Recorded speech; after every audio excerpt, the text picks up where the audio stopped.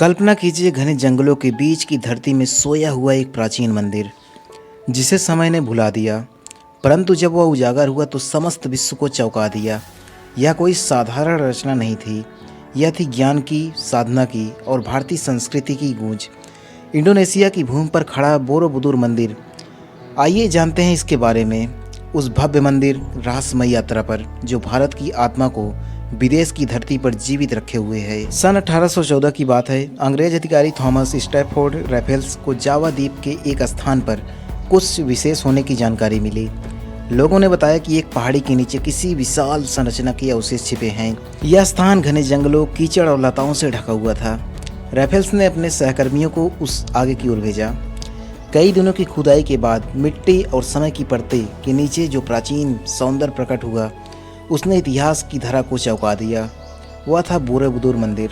Borobudur मंदिर पत्थरों की इमारत नहीं, यह एक है विचार, मोक्ष की यात्रा का प्रतीक। यह मंदिर 9 स्तंभी निर्मित है।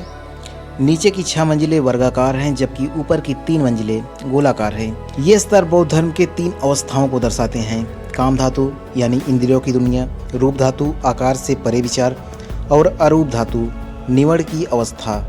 यहाँ कुल मिलाकर 500 से अधिक बुद्ध की प्रतिमाएं हैं।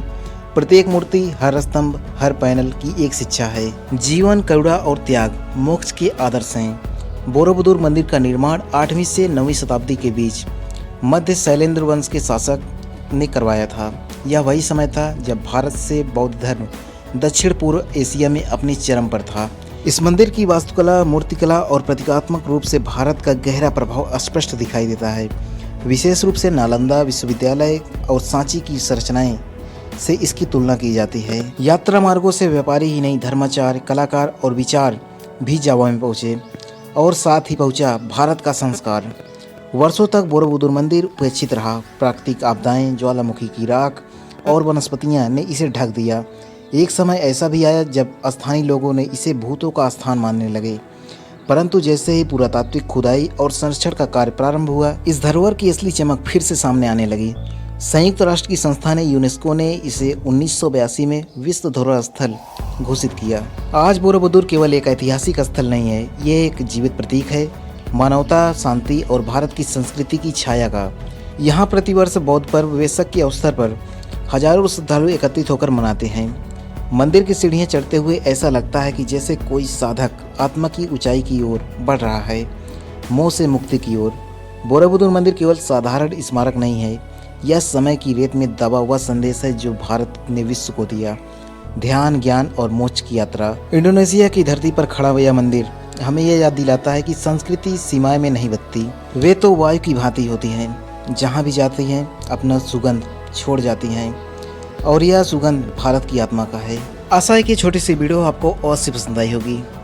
यदि आपका आगमन इस चैनल पर पहली बार हुआ है तो चैनल की अन्य पुरानी वीडियो देखने के साथ हमारे चैनल को सब्सक्राइब करके इसके सदस्य बन जाएं, क्योंकि इस चैनल पर ऐसे ही लगातार रोचक और रहस्यमय तरीके के वीडियो प्रकाशित होते रहते हैं।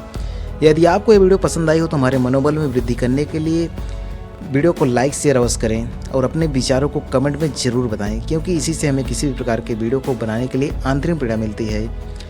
लोग इस बंदे को कहते हैं चंदन प्रजापति और आप देख रहे हैं यूट्यूब चैनल यूपी हब। इस वीडियो पर यहाँ तक समय बिताने के लिए और ध्यान केंद्रित करके देखने के लिए आप सभी का बहुत बहुत धन्यवाद।